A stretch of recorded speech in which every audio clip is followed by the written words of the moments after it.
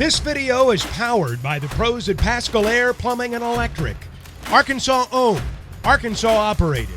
GoPascal.com.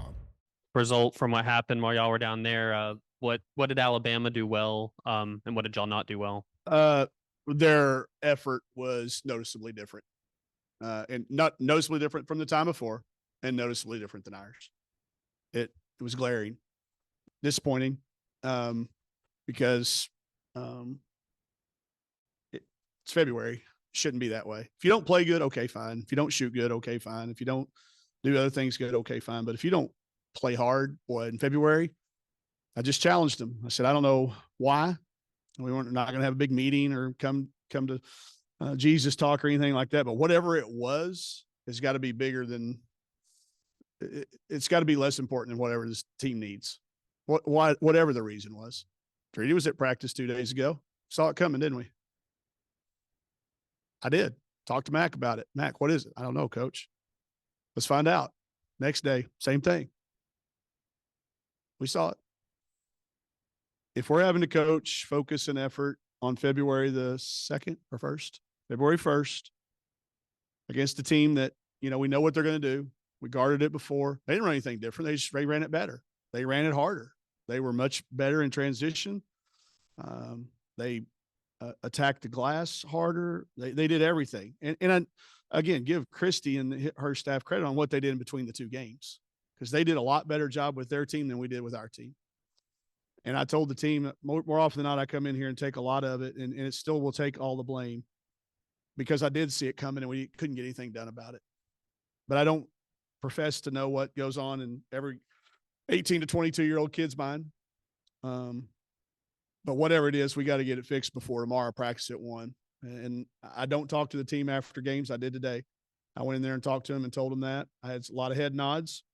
I told them to show up and fight like the third line at Noah's Ark, and it's raining. So we'll see. Again, the sky's not falling, but that effort was poor. It's disappointing.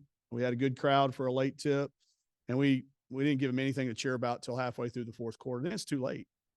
It's too late to try to play hard then. It's too late to you got to do it when it's 0-0, and we just didn't have it. Out up there and said that this one really hurts and that she saw it coming from the practices as well. Just I know you've mentioned your team being very player led. Is that encouraging? At least your players said that. No, I mean, we talked about it. We look at each other. Mac, if y'all look at our practice schedule, I give the team 3 timeouts every practice. I give them 3. Hardly ever use them. Used all 3 of them the other day. Couldn't get it going. So as a coach, it is my job to find out, and I will if it doesn't show up, if it's not better tomorrow. I can give them a little leeway, because it's really the first time we've played like that. And I told them, if there is a reason rather than an excuse, I need to know about it. If it's just an excuse, then we got to get past it. If it's a reason, then let's talk about it. Nobody said that was the case, but I mean, I am proud that Saylor could see it coming. I think you could have had anybody in here and seen it coming if they were being truthfully honest. And I'm not calling anybody out by name. I will say this. I would exclude Michaela Daniels from that to some degree, because she tried. She called the timeouts. She tried to get them going. Did y'all see her come over there to me and go, why does everybody have an attitude? I said, my guess is as good as yours. I don't know. But this is not the time for us to figure it out. So we'll figure it out.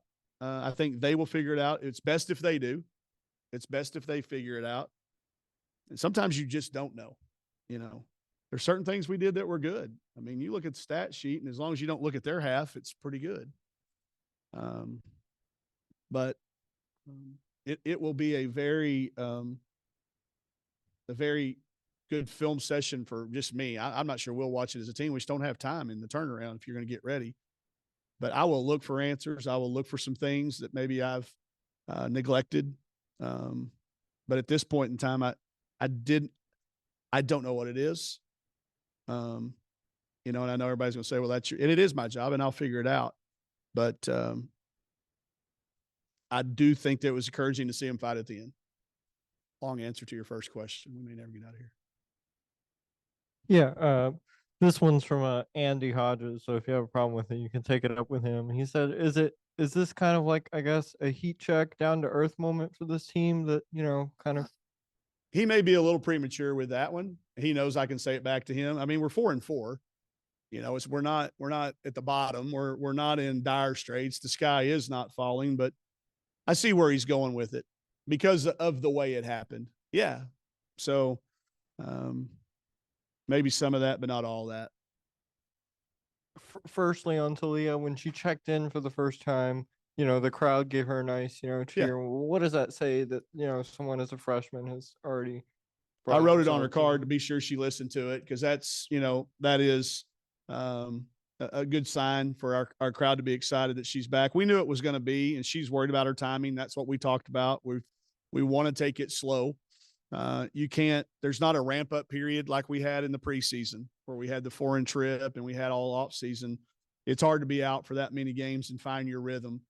But I was proud of our fans and the way that we've responded to it. With Keats being out, especially, it was really important that she get her feet back in there, not only just for tonight, but for the stretch run here.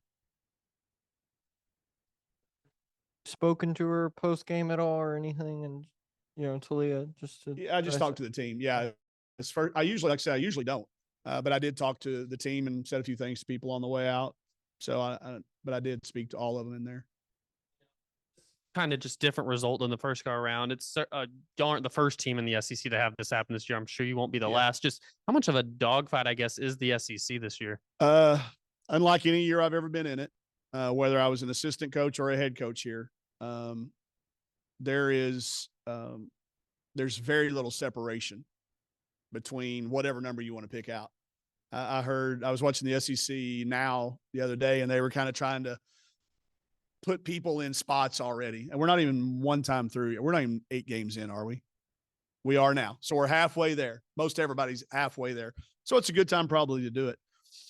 I mean, it's crazy, but it's like this in a lot of leagues. That's somebody on the committee that's got to figure it all out here in the end going. I think it is a result of everything, the stacking up of COVID kids, the transfer portal, and everything. I think it has shrunk the difference between tiers in every league. So it is that way. I mean, we've got, like you say, flip games like this. Like we went on the road by, I don't know what, about this margin. They come here and went on the road.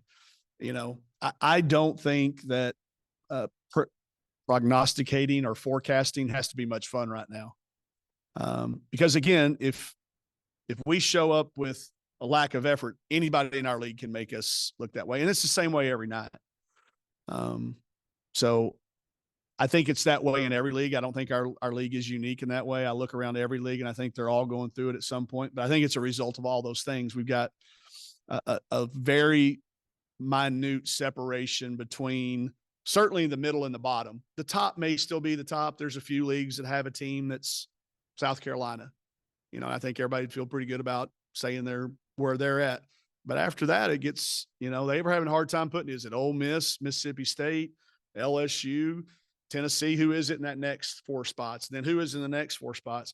There's going to be a really good team playing on Wednesday down there in the SEC tournament this year. It's just the way it's going to be. And it may be a indicator of where we're headed in college athletics. I don't know that yet, but it certainly is going to be that way for the rest of this year, I think.